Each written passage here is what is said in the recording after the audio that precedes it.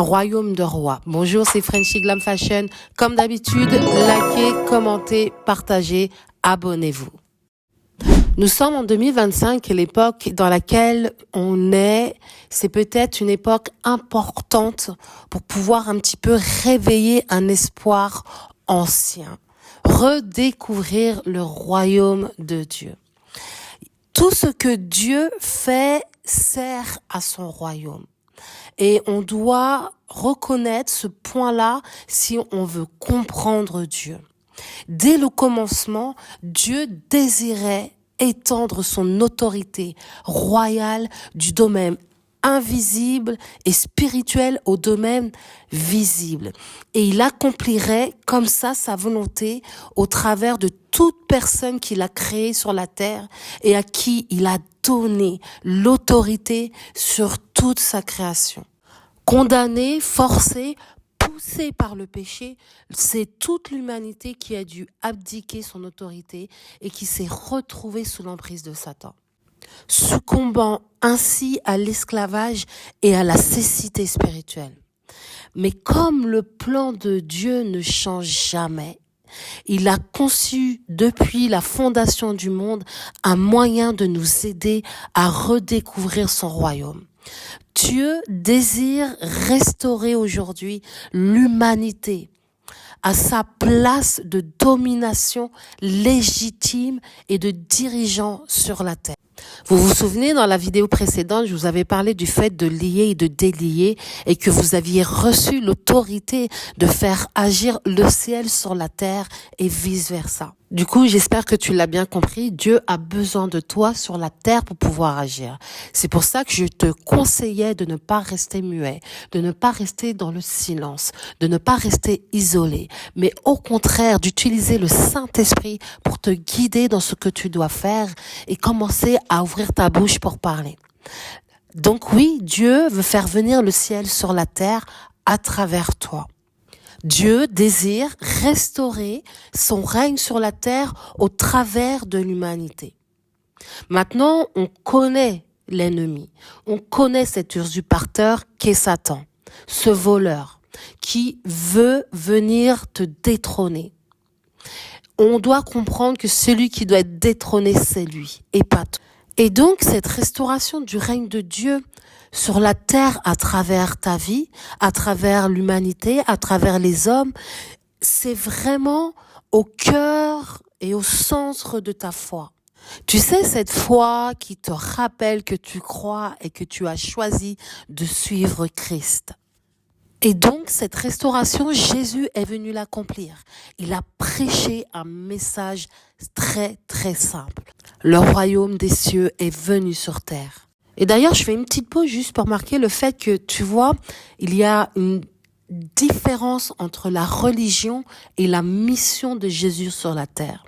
Son message qui avait été donné par son Père a complètement reflété cette mission divine sur la terre et la passion de son cœur.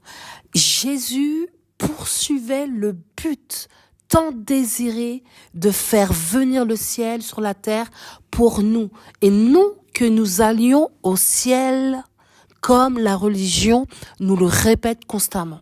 Le but de la religion, c'est de te dire que nous nous préparons pour partir au ciel.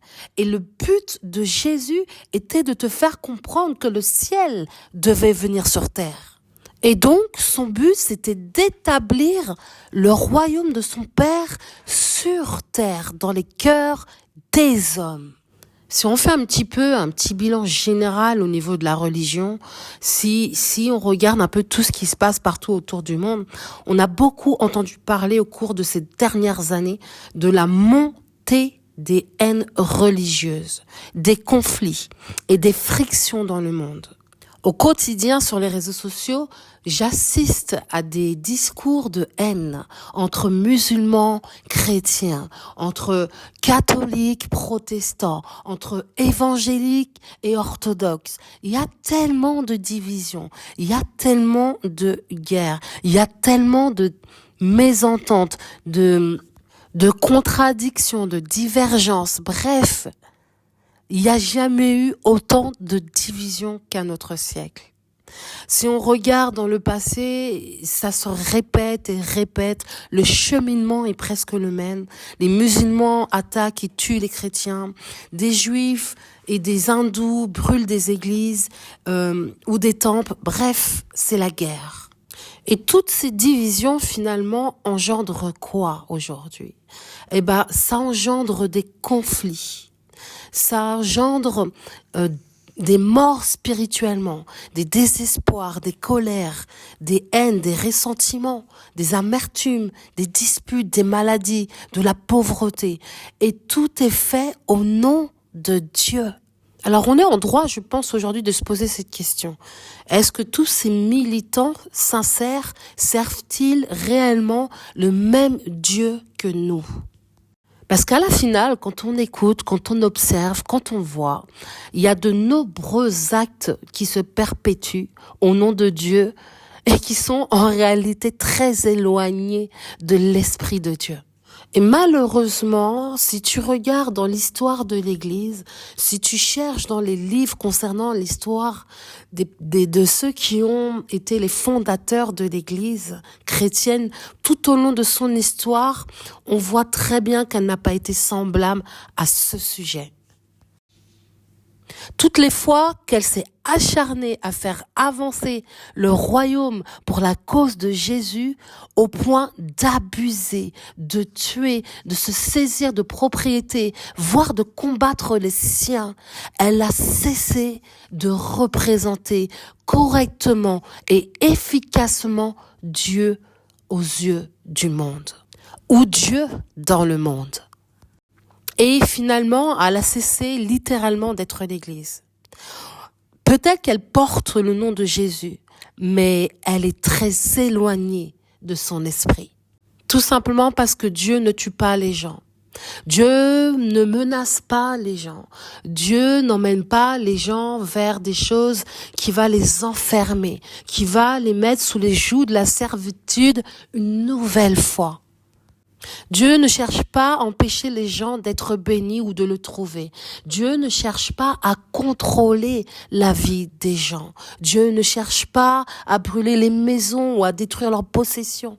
Et du coup, on peut se poser cette question, est-ce que faire avancer le royaume de Dieu implique d'envahir des territoires et d'emmener une nouvelle fois les gens à l'esclavage, pour venir comme le voleur dérober, égorger et détruire la vie des gens d'une manière plus subtile, plus orchestrée. La mission du royaume, la mission des chrétiens, ne consiste pas à envahir des pays, à saisir la population par la gorge et à la secouer jusqu'à ce qu'elle voie la lumière et se tourne vers Jésus. Non, le royaume de Dieu implique d'envahir l'être intérieur, l'âme humaine, en capturant son cœur et ses pensées pour la cause de Dieu. Voilà comment le royaume de Dieu fonctionne. Maintenant, on doit comprendre que Dieu a déjà envahi la terre. Et son objectif, aujourd'hui, c'est d'envahir le cœur de l'humain, le cœur de chaque personne, pas un territoire géographique.